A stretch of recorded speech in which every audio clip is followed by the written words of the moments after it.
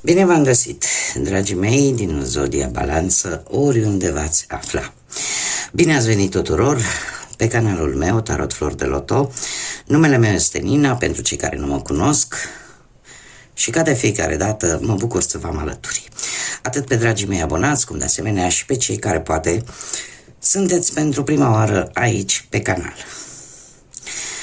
Azi voi face o lectură generală pentru luna aprilie. Așa că toți cei care aveți Soare, Luna, Venus, Ascendentul în Zodia Balanță, atunci această lectură este de asemenea și pentru voi. Un lucru important de care vă rog din suflet să țineți cont, și anume faptul că voi vă construiți viitorul. Așa că vă rog să luați decât acele mesaje care rezonează cu voi, iar restul lăsați-le să zboare în univers, pentru că sigur sunt pentru alte energii, pentru alte persoane care într-o mai mică sau mai mare măsură au o legătură cu Zodia Balanță. Și așa cum v-am obișnuit, cei care deja mă urmăresc de ceva vreme, știți, am scos câte o carte din oracolul frunzelor de ceai, câte o carte pentru fiecare săptămână a lunii aprilie. Ca să vedem așa pe ansamblu cam despre ce o să fie vorba în această lună aprilie. Prima săptămână avem scutul care ne vorbește de necesitatea de a vă apăra, voi pe voi. Acum, există, poate această necesitate vine în urma sentimentului de a vă apăra vis-a-vis de cineva, de a vă apăra vis-a-vis de o anumită situație, sau pur și simplu simțiți nevoia să vă apărați din punct de vedere energetic vis-a-vis de cineva. Să vă expuneți cumva punctul de vedere posibil și acest lucru. De asemenea, a doua săptămână, îmi cer scuze pentru zgomotul de motoretă, am un vecin care tot meșterește la o motoretă de-asta. A doua săptămână din aprilie avem niște vești care sunt în așteptare, sau vreun pachet, vreo scrisoare, vreun mesaj, vreun e-mail pe care voi o să-l așteptați cu mare interes începând cu a doua săptămână din aprilie. Cea de-a treia săptămână vine cu fulgerul, în care vi se cere să vă controlați furia și pentru că alminter e posibil să aveți păreri de rău după aceea. Este bine știut la nivel general, da, că în momentul în care voi simțiți că pierdeți controlul unei anumite situații, tindeți un pic să vă pierdeți firea, da? Tindeți un pic să creați anumite tensiuni, anumite certuri, da? Să vă pierdeți un pic controlul. Încercați să vă controlați această furie, să vă controlați aceste impulsuri, tocmai pentru a nu avea păreri de rău mai târziu, a nu avea regrete mai târziu. Ei, și a patra săptămână din aprilie vine cu diamantul. Se pare că veți primi sau veți dărui un cadou prețios. Acum poate să fie vorba strict, poate de un cadou, de o bijuterie, posibil pentru unii, sau poate veți avea parte, veți primi poate iubire, sentimente bune, cam orice l-ați putea asemui cu un cadou, da? Pentru că nu e vorba numai de cadouri fizice, e vorba și de cadouri, cum să spun eu, care țin de sentimente, care țin de, cum să spun eu, vreo energie bună, și viața poate să ne facă cadouri frumoase, nu? Poate unii dintre voi veți reuși să găsiți iubirea, alții puteți să primiți un răspuns favorabil și să-l resimțiți ca și cum ar fi un cadou, ar fi ceva ce voi nu v-ați așteptat. E vorba de o situație surprinzătoare, dar de bun augur pentru voi. Haideți să vedem ce ne spune tarotul pentru dragii mei din Balanță în ceea ce privește, mi-a zburat o carte, ia să vedem, Da, se pare că unii dintre voi chiar sunt mari șanse să vă găsiți iubirea. De ce? Avem un cavaler aici de cupe care mi-a sărit pur și simplu din pachet și care îmi spune că reprezintă mesagerul dragostei. Da? Tu sau altcineva e posibil să se îndrăgostească. Da? Stai așa un mesaj aparte. Haideți să vedem ce vine pentru dragii mei din Balanță. Pe plan profesional, sunteți un pic cu gândurile împrăștiate acum și nu mă miră, mai ales că am avut și un Mercur retrograd care va mai dura până pe între 7 și 10 aprilie, da, efectele lui, după care intră în mers normal, dar se pare că ultima perioadă a afectat chiar toate zodiile, acest Mercur retrograd, tocmai pentru că se ocupă cu comunicarea, cu relațiile cu, poate cu frații, cu surorile, cu implicarea în tot felul de probleme. Așa că nu mă miră. Haideți să vedem și începem cu partea profesională, să vedem ce vine pentru dragii mei din Balanță în aprilie. Dragilor, haideți să vă spun un lucru. Pe plan profesional, ați avut parte de o nouă experiență cu ceva timp în urmă, un nou început în ceea ce privește munca. Alții poate că ați avut o idee nouă pe care ați expus-o poate la locul de muncă, chiar dacă unii nu prea au fost de acord cu ea. De ce? Poate că implica anumite riscuri pe care, nu știu, asociații, cei care aveți propria firmă și mai sunteți asociați cu cineva, poate nu au vrut să-și asume un risc. Sau, la locul de muncă ați traversat o perioadă destul de apatică, destul de plictisitoare și simțiți nevoia de un suflu nou în ceea ce privește cariera. În prezent avem o stare ușoară de incertitudine în ceea ce privește viața profesională, cariera voastră.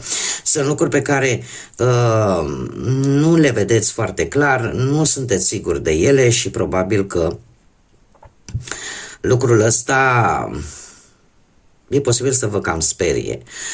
Luna, reprezentată de zodia Pești, poate vă spune sau nu ceva, vine cu un moment în care nu este bine să luați decizii importante la nivel profesional. De ce? Pentru că lucrurile sunt foarte tulburi în acest moment pentru unii dintre voi.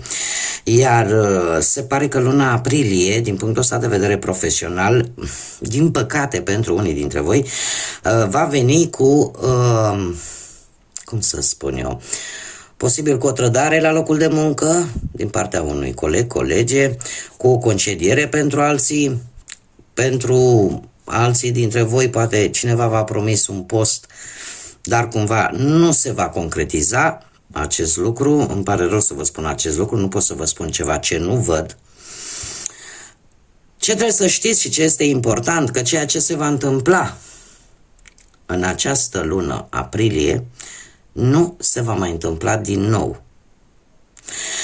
Este ca și cum mai zice, trebuie să se întâmple acum, tocmai pentru a evita să se întâmple mult mai târziu, când poate lucrurile nu sunt tocmai extraordinar de bune.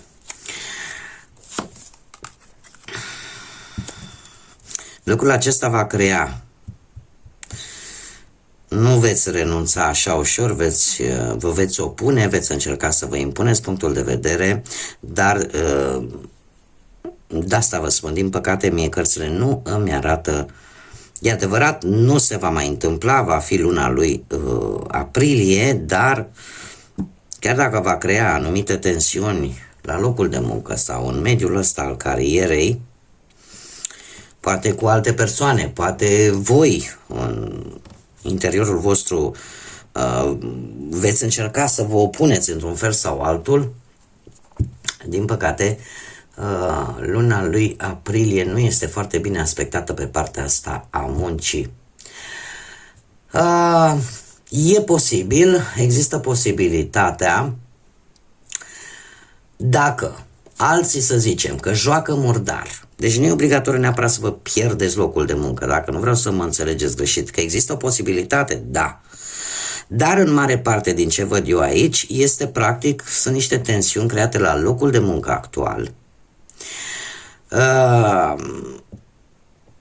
Și în special eu aș spune de persoane care joacă murdar, care într-un fel sau altul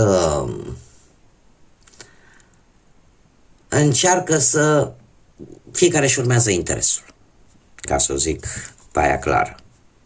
Iar lucrul ăsta pe voi, logic că vă va răni. Iar în ceea ce privește, dacă vorbim de acel job, cineva care v-a promis acel job, lucrurile nu stau chiar așa. Au fost informații care nu vi s-au spus. De ce? Pentru că aici poate să ne apară o competiție acerbă, o competiție foarte strânsă pentru respectivul post și că nu va fi ușor să-l obțineți. Da? Dacă voi aveți tot ce vă trebuie și chiar dacă există această competiție foarte tensionată, sunt șanse totuși jobul ăla să-l reușiți să-l luați, dar trebuie să aveți totul bine pus la punct și să știți exact ce trebuie făcut.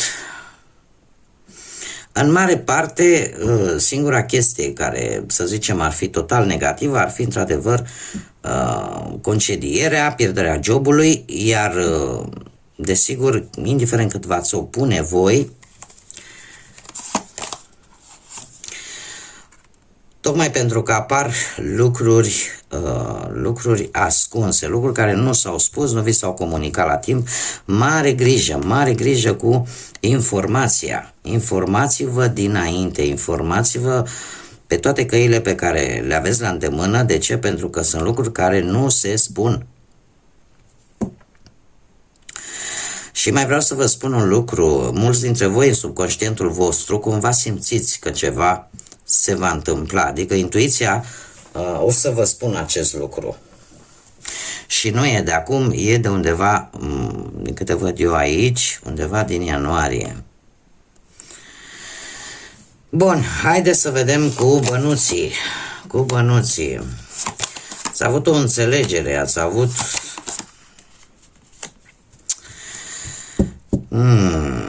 Ați avut o înțelegere poate cu cineva, cu încă, cel puțin încă o persoană, în ceea ce privește o situație legată de bani. Eu aș spune că a fost un proiect, a fost o idee în care a avut implicarea și alte persoane. Și de unde voi ați scos, oarecum, ați scos un beneficiu. În prezent avem un 7 de cupe. Mare atenție la ofertele astea foarte strălucitoare, foarte tentante. De ce? Pentru că va veni o ofertă care te va tenta foarte mult. Poate, nu știu, să faci ceva bani în plus. Da? E posibil să ți se ceară să investești nu știu în ce. Sau, cum am mai spus, să ți se facă vreo ofertă care, din păcate, trebuie să vă spun că este foarte înșelătoare. Nu sunteți foarte bine aspectați, dragilor, pe partea asta a profesiei și a banilor. Trebuie să aveți un pic de mai multă grijă de-a lungul lui aprilie. De ce? Pentru că și pe partea banilor îmi apare un dezacord. Un dezacord cu acest 5 de spade care mie îmi spune că trebuie să acordați mai multă atenție cheltuielilor și în primul rând nu vă lăsați amețiți de persoane care încearcă să vă atragă în tot felul de capcane de-astea relaționate cu banii. Da? De aceste oferte foarte tentante, pentru că nu sunt ceea ce par a fi. Ce ar mai fi de spus? Că e posibil să vreți de-a lungul lui aprilie să vindeți ceva, un obiect, ceva care voi considerați că nu vă mai este de folos. Haideți Haideți să vedem. Dar nu trebuie să disperați, pentru că, într-adevăr, undeva către sfârșitul lui aprilie, chiar de dimineață, să zic așa, o nouă șansă, o nouă oportunitate de a face bănuți, care într-adevăr vine cu potențial, vine cu lucruri bune, cu un ușor echilibru, aș spune, pentru voi. Se vor rezolva anumite situații, încet, încet câștigurile vor începe să crească și asta în urma, eu aș zice că în urma unei idei pe care voi o veți aduce și care vă va aduce un câștig. Dar undeva către sfârșitul lui aprilie. Haideți să vedem cu viața sentimentală. Viața sentimentală pentru cei care sunteți într-o pereche. Dragilor, ați traversat o perioadă de griji, de gânduri negre, de coșmaruri, de vină poate, de gânduri negative. Poate că unii dintre voi v-ați preocupat de ceva ascuns, ceva pe care voi nu-l vedeați, dar cumva îl intuiți. Eu aș spune că a fost un pic de lipsă de încredere, poate vis-a-vis de perechea voastră, dar în momentul actual se pare că lucrurile s-au rezolvat. De ce? Grijile voastre cumva nu și-au găsit, ca să zic așa, au fost nefondate. Da? Dacă ați gândit negativ față de relația voastră, se pare că nu ai de ce să te preocupi, da? Pentru că lucrurile, din câte văd eu și din câte mi-arată cărțile, lucrurile sunt bune în prezent. Aprilie vine cu o acțiune foarte inspirată. Nu știu dacă perechea voastră are legătură cu zodiile de foc, berbec, leu, săgetător, dar există aici ceva, o energie foarte puternică, o energie plină de acțiune și eu aș zice că unii dintre voi, sau poate chiar amândoi, veți fi dispuși să faceți un compromis. Da? Să discutați poate mai sincer unul cu celălalt și cred că ce ar fi cel mai interesant este că veți avea o reușită împreună, într-o manieră foarte rapidă și foarte neașteptată. Nu știu, poate schimbarea de job al unuia dintre voi sau schimbarea de locuință sau ceva un pic forțat, aș spune. Veți face ceva, cum să zic eu, la care nu v-ați fi așteptat, dar care va fi ceva pozitiv în ceea ce privește relația. Îmi cer scuze, că asta că nu mint. Da, se va produce o schimbare pe nepusă masă, dar care pentru voi va avea o conotație pozitivă. Haideți să vedem cei singuri. Cei singuri, în urma văduviei sau în urma divorțului sau unei separări sau a simplului fapt că nu v-ați găsit jumătatea. Dragilor, voi cu ceva timp în urmă, nu știu dacă ați avut de-a face, aici văd deja două energii. Nu știu dacă ați avut de-a face cu o persoană mai în vârstă decât voi, o persoană care să aibă legături cu zodiile de apă, Rac, Pești sau Scorpion, o persoană care ți-a dat un echilibru, o persoană care a evitat pe cât posibil conflictele, persoană destul de înțelegătoare, care avea o manieră de a vă asculta foarte blând așa. Totuși, în acest moment, mie mi-apare, iar asta v-a ridicat vouă un pic moralul, această persoană. Nu știu dacă a fost strict decât o conversație sau pur și simplu ați avut așa un schimb de idei. Dar în acest moment mie mi-apare o altă energie, de data aceasta de pământ, Taur, Fecioară, Capricorn,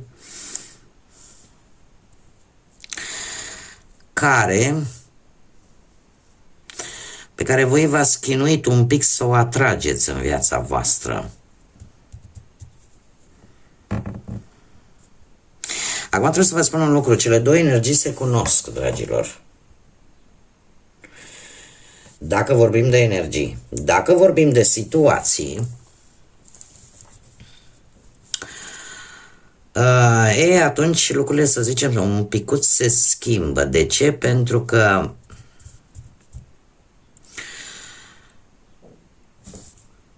persoana cu legături în zodiile de pământ este cineva care, cum să spun, își dorește, care ține de fapt foarte mult la independența sa și unde planul ăsta material este unul foarte important. Deci avem pe de-o parte o persoană care are o energie calmă, blândă, sentimentală, înțelegătoare, da? Și avem pe de altă parte pe altă energie care este foarte înclinată către stabilitate, către echilibru, mai ales pe partea financiară, care poate oferi siguranță din punctul ăsta de vedere, da? Poate oferi prosperitate materială și eu aș spune că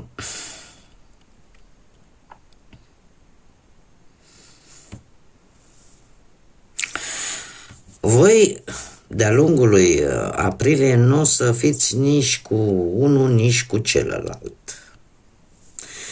Cu niciuna din ele, deci veți întoarce spatele. Mai există o variantă în care, știți cum sunt mămicile, când copilul, când adultul deja trece de o anumită vârstă, era o vorbă, zice, dacă până la 18 ani îți găsești singur, la 25 de ani cu prietenii, cu amicii, mai îți găsești, pe urmă nu știu la câți ani te mărită, te însoară mătușa, mama și așa mai departe. Da, era o vorbă din bătrân la noi. Cam așa văd eu aici. O situație de genul ăsta în care cineva din familie, că e mamă, că e soră, mătușă și așa mai departe, e posibil să-ți fi prezentat un personaj, o energie, dar pe care pe voi nu vă interesează. Pentru că voi în aprilie nu veți lăsa în urmă toate aceste energii, toate aceste situații și din câte văd eu aici se pare că v-a creat un pic de tensiune, un pic de stres, ca să zic așa, în ceea ce vă privește. Nu prea v-a plăcut extraordinar de tare, chiar dacă exista un anumit potențial, dar se pare că veți pleca ori într-o călătorie, ori pur și simplu veți întoarce spatele acestei situații, pentru că voi considerați că încă nu este momentul, poate. Încă nu este momentul sau poate că simțiți voi că trebuie să căutați iubirea poate în alte locuri sau prin alte metode. Da? Este o tranziție destul de dură pe care voi vreți să o lăsați în urmă. Bun, haideți să vedem ce... ia uite că era să uit, dragii mei, uite, m-a luat firul poveștii, firul istoriei și am uitat să vă spun. Poate pentru unii este important. Dragilor, pe parte profesională, ca și date, ca să zicem așa, importante de-a lungul lunii lui aprilie, da? Deci pe parte profesională avem data de 11, de 22, de 23, de 4 și de 10. Da? Cifre, numere care o să vă spună ceva. De asemenea, pe partea banilor, date importante 6, 19, 27 și 9. Pentru cei care sunteți într-o relație, pe parte sentimentală avem data de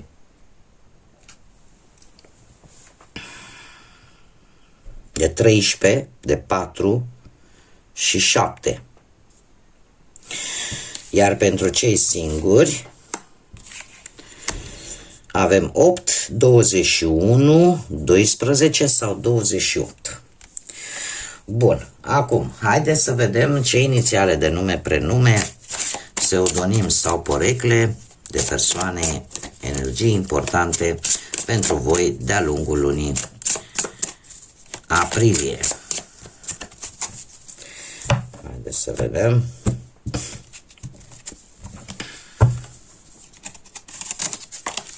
Și avem litera W, litera R, litera S, litera F, litera M, litera A, litera N și litera L. Ca și zodii, în afară de cele pe care le-am menționat,